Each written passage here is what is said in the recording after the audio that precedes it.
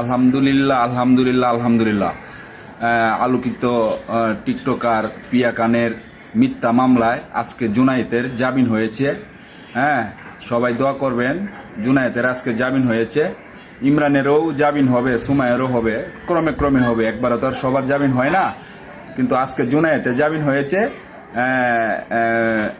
আমরা কালকে জেলখানাতে যায় জুনায়েতরে রিসিভ করে নিয়ে আসবো। আমরা সবাই দোয়া করবেন, ইমরানের জন্যও দোয়া করবেন, সুমাইয়ের জন্যও দোয়া করবেন। ইমরানেরও জামিন হবে ইনশাল্লাহ, আমরা আশাবাদী। সত্যের জয় হবেই।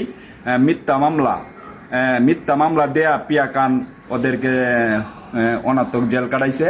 হ্যাঁ, তাহলে আজকে জুনায়েতের জামিন হয়েছে।